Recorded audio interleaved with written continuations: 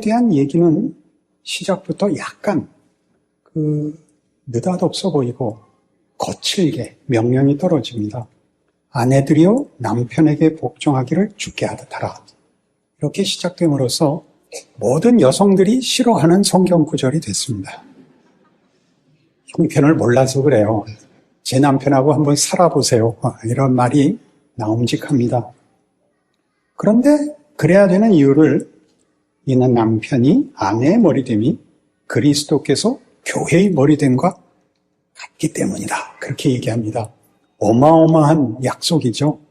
이 남편이 구주께서 일하시고 이루시고 약속하시고 주어질 그 역할을 맡고 있기 때문에 복종해야 된답니다. 그래서 그리스도에게 하듯 아내들도 범사에 자기 남편에게 복종하라가 나오고, 그 다음에 남편들에 대해서 나옵니다. 남편들아 아내 사랑하기를 그리스도께서 교회를 사랑하시고 그 교회를 위하여 자신을 주심같이 하라라고 나옵니다. 어느 책임이 더 큰지는 사실 알 수 없습니다. 동일한 책임과 명예로운 직분을 주셨다는 것만은 알겠습니다. 우리는 이 문제를 부부로 살면서 겪는 우리의 구체적인 경험으로 먼저 확인을 하면, 그리스도께서 교회를 자기 몸으로 부르시고 또 자기 신부로 삼으셨다는 주님과 교회의 관계가 얼마나 굉장한가 하는 것을 문을 열고 이해의 자리에 들어갈 수 있을 것으로 기대합니다. 부부가 되는 것은 물론 사랑해서 합니다. 옛날에는 부모가 시켜서도 했지만 기본으로는 부부를 맺는 것은 이해관계나 무슨 기계적이거나 무슨 다른 이유보다도 가장 크게 사랑해서 부부가 되게 합니다.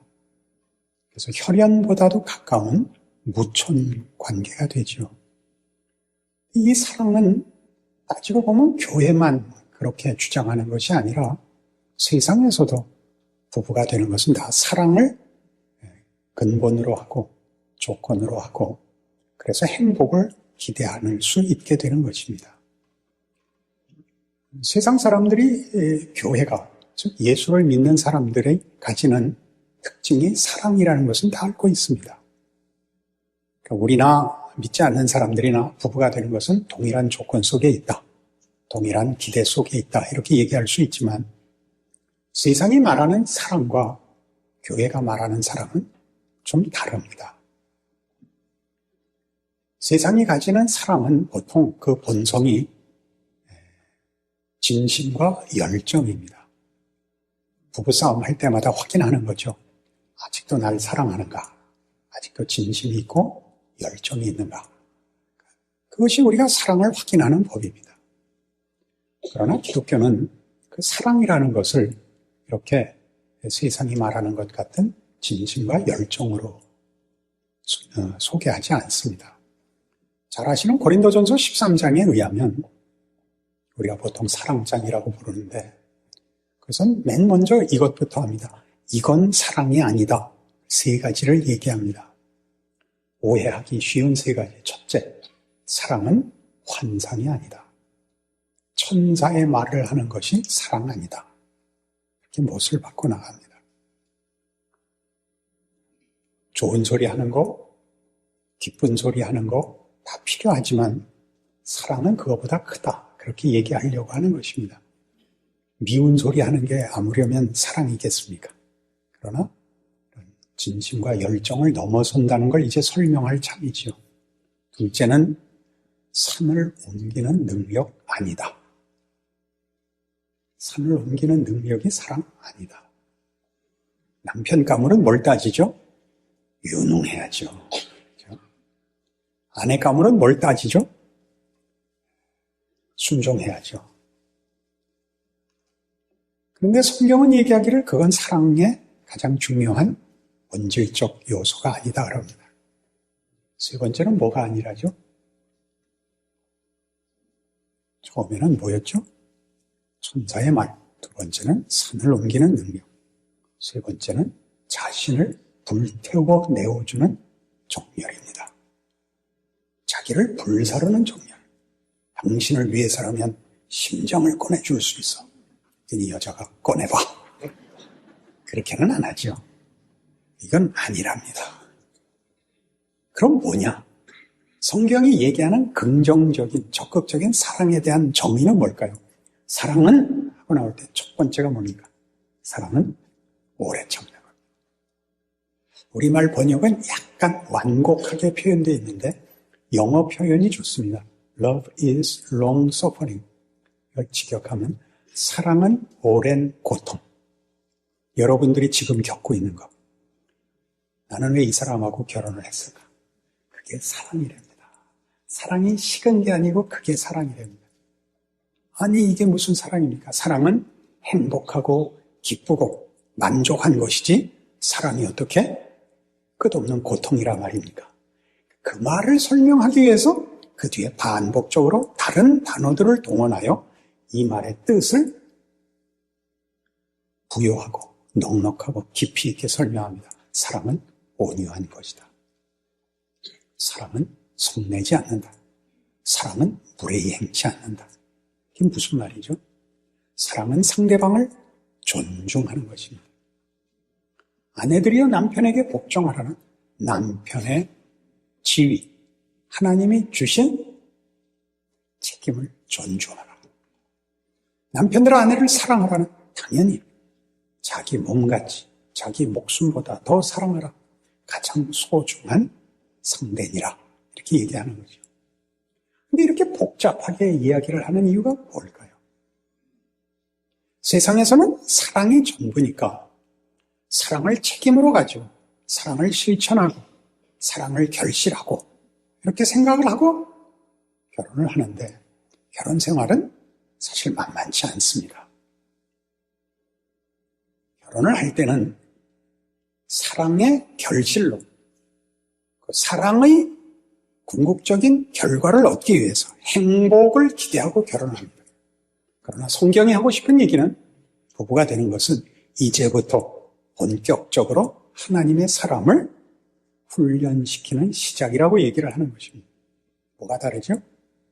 둘이 만족을 시켜주는 것이 아니라 둘이 다 상대방이 말하자면 남편이 혹은 아내가 하나님이 나에게 주어 하나님이 요구하시는 아내들이여 남편에게 복종하라. 남편들아 아내 사랑하기를 자기 자신을 사랑하는 것 같이 해라. 라는 말씀이 진짜라는 걸 확인시키는 일을 시작한다고 성경은 약속합니다. 결혼이 시작이죠. 그리고 그것이 완성되는 기간까지 고통스럽습니다.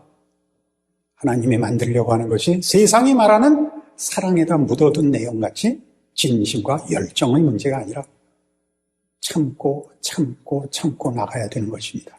뭘 참죠? 아내들이여 남편에게 복종하기를 그리스도께 하듯 하라.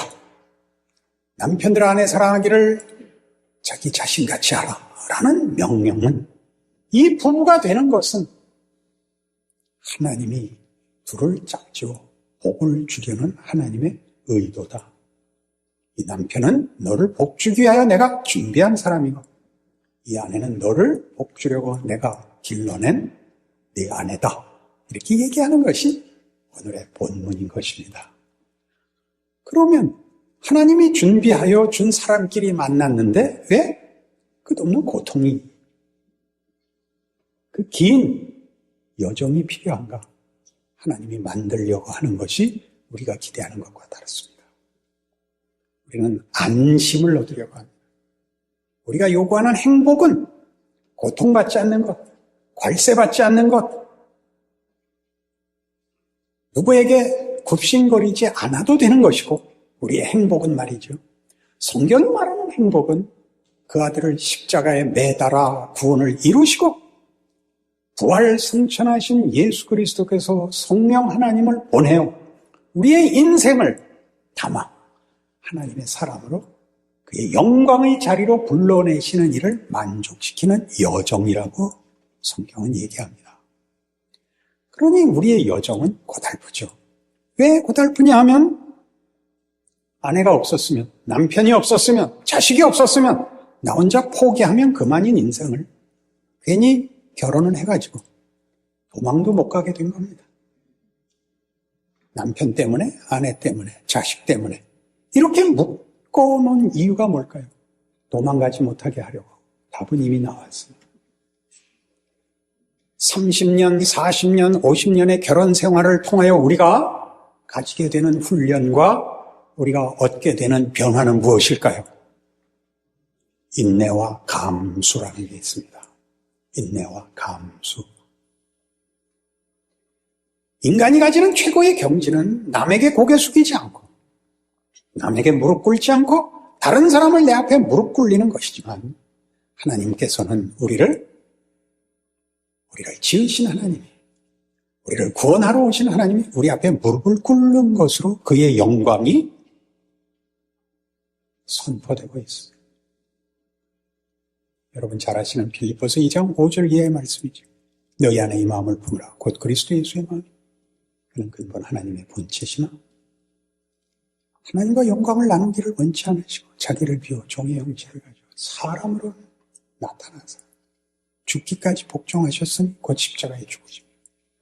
이름으로 하나님이 그를 지으시는 모든 이름 위에 뛰어난 이름을 주사 하늘에 있는 자들과 땅 아래에 있는 자들, 땅 아래에 있는 자들 모든 무릎을 그 앞에 무릎 꿇려 그리스도를 주라 시인하여 하나님께 영광을 돌리게 하셨느니라.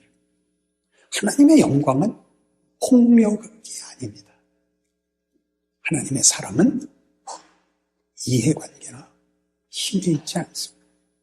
하나님의 사랑은 우리가 놀라는 이 방식, 우리를 지으셨고 우리의 잘못을 용서하러 잘못된 길, 왜곡과 거짓과 부패와 파멸의 자리에 우리를 생명을 주고 영광을 주러 오신 하나님, 무릎 꿇는 방식으로 하나님은 당신의 영광을 선포합니다. 사랑이란 그러는 것입니다. 사랑으로 가는 길의 맨 첫 단계가 뭡니까? 용서, 인내, 섬김. 섬김이죠. 하나님이 우리를 섬깁니다. 부부가 되어서는 이걸 어떻게 배우죠? 할 수 없이 배우죠. 싸워봤자 손해니까. 그래서 대부분 체념하고 삽니다. 하나님이 일하고 있다고 아무도 생각하지 않습니다. 부부가 되면 신기한 것이 뭐냐면 이 세상에서 제일 무서운 사람이 아내입니다. 전 남자니까 남편 입장만 얘기하겠습니다. 아내를 만족시킬 수 없는 날은 집에 가는 게 지옥문을 여는 것 같습니다. 어디 가서 무슨 일을 당해도 그거 같이 무서울 일은 없어요. 아내가 불만을 표하고 화를 내는 것 같이 무서운 게 없어요. 오죽하면 술을 먹겠습니까? 왜 이 사람과 결혼했나? 왜 나는 능력이 없나를 지나서 내가 이 아내에게 묶여 있다는 걸 알게 됩니다. 내가 만족하는 것보다 아내가 만족하는 걸 위해서 뭐든지 양보할 수 있는 데까지 끌려옵니다. 기가 막히죠. 그래서 나이가 들면 보통 여자들이 떠들고 남자들이 그냥 침묵하고 있습니다. 부부끼리 싸워서 이기는 정도가 아니라 만나면 공개적으로 남편 흉보는 게 여성들의 말년에 아마 큰 자랑거리인 줄로 알고 있습니다. 그때 그 옛날에 그 컵 집어던지던 남편이, 그 TV 집어던지던 남편이 그 괄세를 묵묵히 집안에서 기르던 삽살개같이 감수하는 걸 보셔야 됩니다. 하나님이 일 그렇게 하십니다. 그게 뭐 멋있냐고요? 왜 하나가 아니라 둘이어야 되는가? 내가 내 만족, 내 성질, 내 박자를 지나서 나 아닌 다른 사람의 박자, 그 사람의 기분, 그 사람의 결정에 나를 기꺼이 순종시키는 여정을 살게 하십니다. 참으로 기가 막히죠. 저는 약간 늘 불공평해 보였습니다. 남자들은 이렇게 아내에게 무릎 꿇리고 아내들은 이렇게 평생 기세가 등등한가. 기도를 많이 하는 중에 하나님이 나중에 답을 주셨습니다. 걱정 마라. 아들이 있지 않느냐. 아들한테는 쪽을 못 쓰더라고요.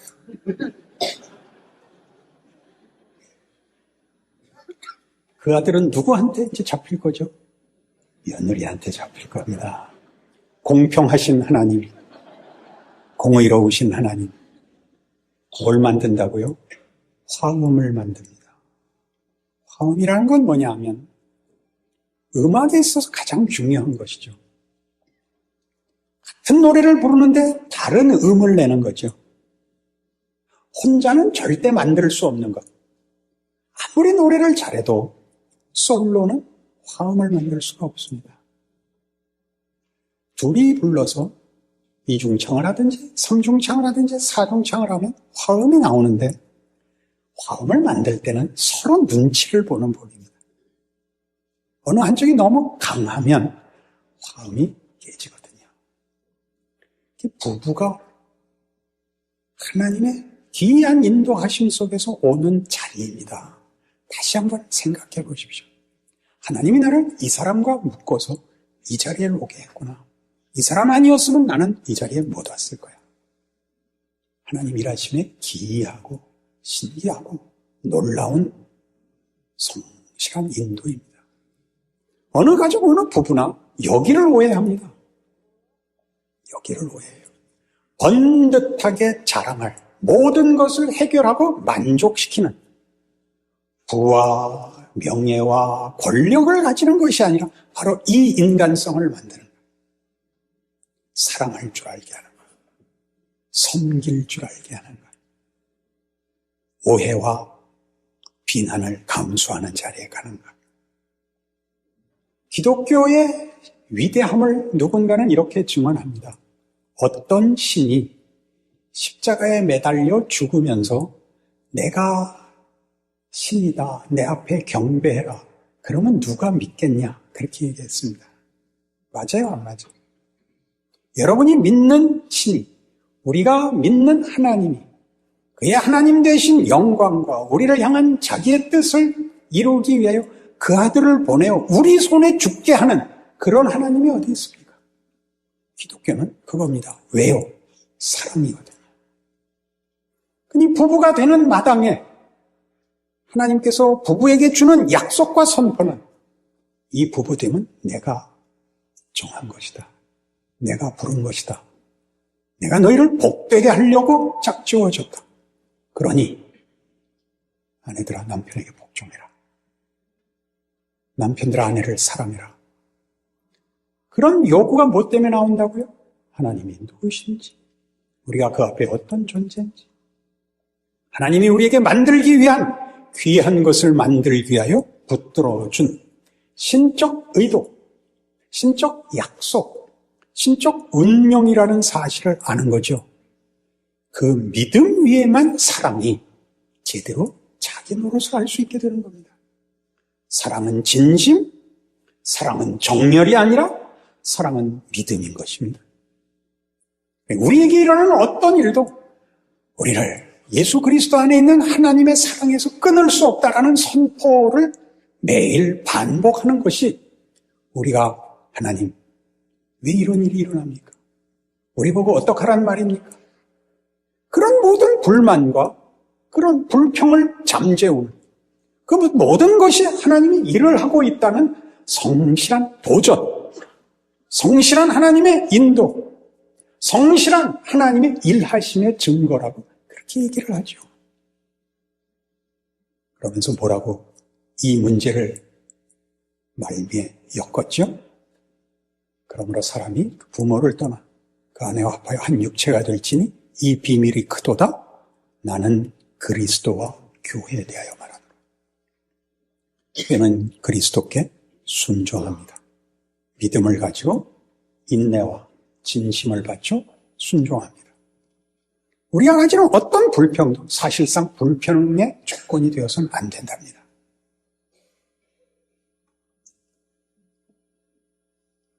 교회가 더 이름이 있고 교회가 더 능력이 있고 이런 것들만 요구하지 마시고 교회로 부름을 받았으면 부부에게 요구하신 것과 똑같이 우리가 주 앞에 순종하듯이 주께서는 그의 몸된 교회를 위하여 자신을 주셨고 주고 계시고 주실 것이다 라고 믿는 것입니다. 그 행복이 드러나는 것에도 있고 드러나지 않는 소속된 교회 안의 모든 교회 회원들 가정마다 차고 넘쳐야 옳습니다. 한국교회는 이 두 번째 문제에 대하여 눈을 떠야 할 때가 온 것입니다. 쓸모있고 확인하고 자랑하고 와 동달아 이제 가야 할 것, 우리가 위대해져야 됩니다. 하나님의 일하심이 부부를 불러 혼자서는 가질 수 없는 것, 뭘 만들었다고요? 다른 소리를 내서 음악을, 예술을 만들듯이 교회를 세워 하나님은 교회에 부른 모든 하나님의 백성들을 이 복으로, 이 명예로, 이 영광으로, 이 자랑으로 데리고 오십니다. 결과시킵니다. 그래서 이 복이 보이는 것으로 보상이 되지 않아도 우리 안에 있는 감사와 기쁨을 뺏을 방법이 없습니다. 이 두 개가 다 있어야 됩니다. 38년 동안 충분히 있어 온 거 알고 있습니다. 저와 장 목사님이 만나면 제 의견은 소용이 없습니다. 혼자 다 합니다. 본인이 결정하고 본인이 앞서가고 본인이 돈 다 내고, 저는 끌려가는 강아지처럼 잘 잡혀와서 잘 먹고 꼬리 흔들고 기뻐서 짖으면 됩니다. 행복합니다. 뭘 더 바라겠습니까? 강아지가 좋은 주인 만난 것 같이 기쁩니다. 주님을 만난 것은 우리에게는 강아지가 좋은 주인 만난 것과 비교할 수 없죠. 그는 우리를 좋아하는 것이 아니라 행복하게 하는 것을 넘어 사랑합니다. 우리를 위해서라면 당신이 희생을 감수하고 막아섭니다. 그렇죠? 남편들이 늘 해야 되는 일이죠. 아내와 가정을 위하여 어떤 것도 남자가 앞장서는 것이 그리스도가 교회에게 한 것 같이 남자가 해야 되는 것입니다. 모든 문제를 해결하라는 것이 아닙니다. 그 역할로 부름을 받고 있기 때문에 알아야 됩니다. 알고 그 자리를 소원하고 노력해야 됩니다. 다른 것으로 대체해서는 안 됩니다. 돈 많이 벌어서 갚고 건강해서 갚고가 아니라 그보다 더 큰 이런 하나님이 그 아들을 세상에 보내어 우리 대신 십자가에 매다시고 죽음을 깨고 부활하시고 승천하시고 우리를 그 몸으로 불러 우리와 당신을 묶어서 우리가 가는 곳, 우리의 형편, 우리의 경우에 주께서 머리와 몸이 붙어 다니듯이 늘 함께 하신답니다. 기가 막힌 현실이죠. 여러분이 남편으로 인하여 불만이거나 아내로 인하여 불만이라면 주께서 우리에게 불만을 말씀하실 만도 한데 주께서는 불평하지 않으십니다.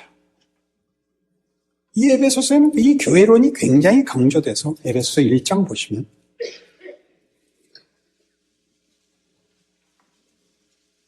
1장 17절 에베소 교회를 향하여 사도 바울이 이런 기도를 합니다.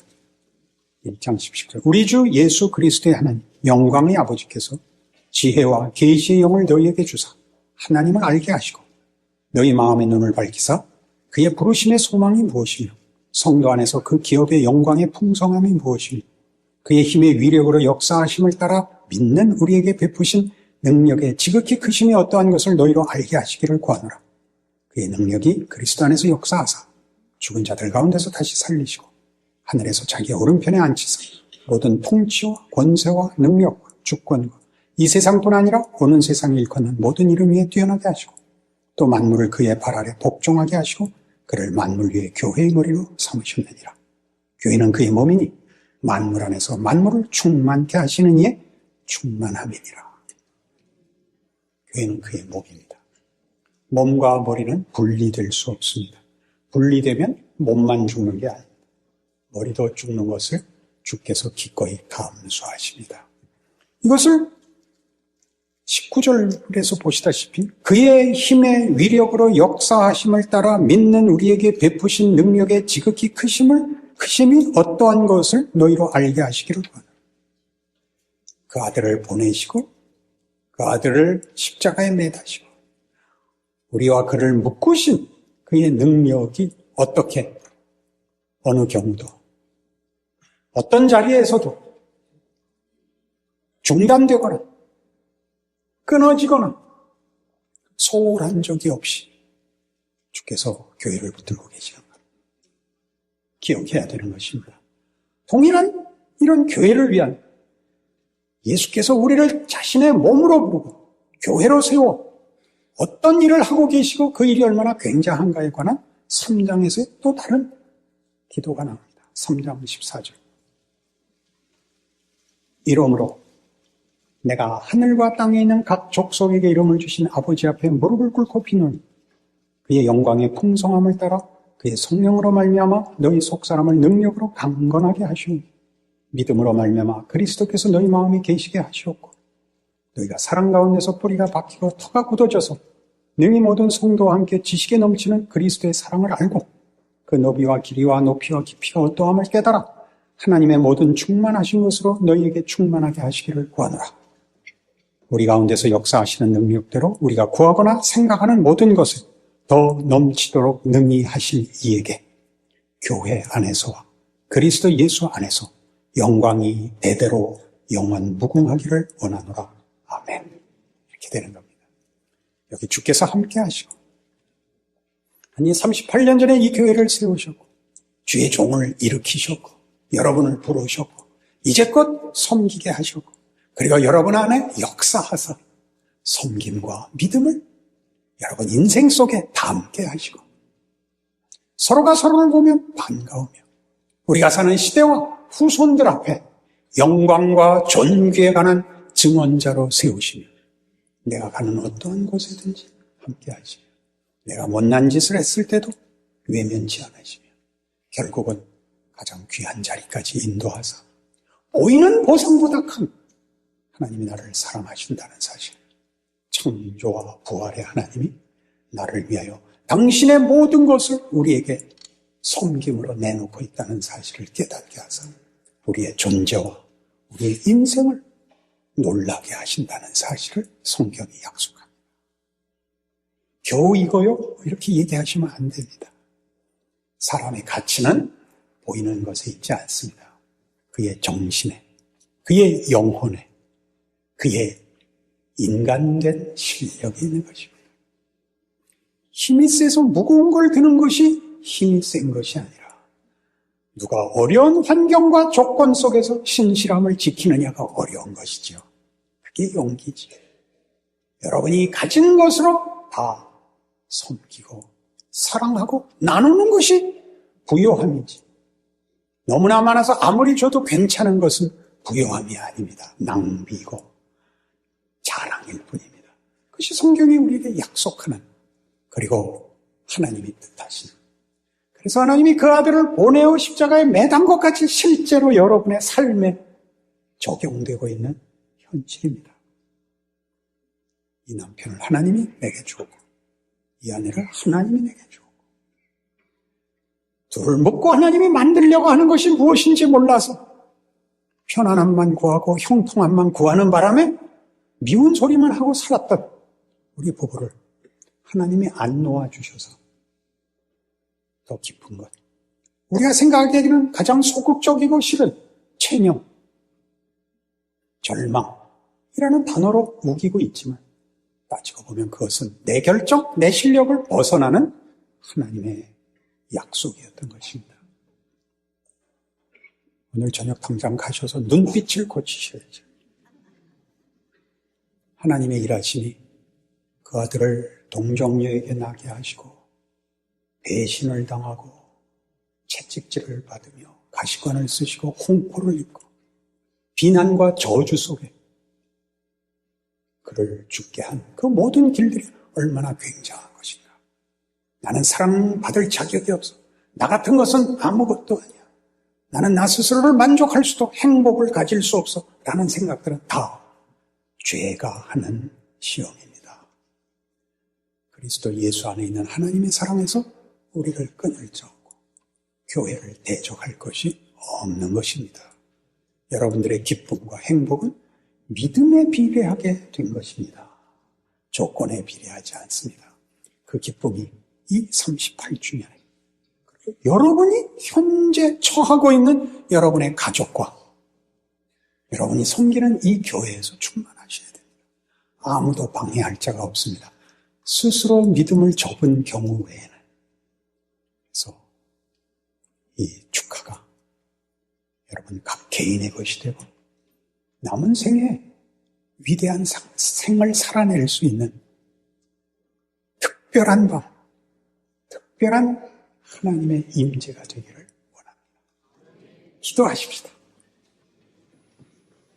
하나님 아버지, 하나님이 은평교회를 사랑하시고 우리의 인생을 복주시고 하나님이 붙들어 하나님의 창조와 부활의 능력으로 이 자리에 오게 하신 것을 이제 고백합니다. 확인합니다. 주 앞에 우리의 생애를 기쁨으로 믿음을 가진 자로서 주 앞에 헌신하여 우리 인생과 우리를 지켜보는 세상 앞에 빛이 되겠습니다. 하나님 선포하시고 약속하신 대로 우리 마음에 기쁨 주시고 자랑 주시고 그리고 큰 영광으로 함께하여 주옵소서.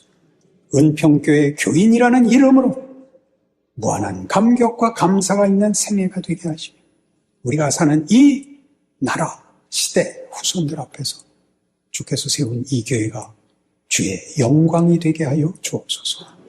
예수님 이름으로 기도합니다.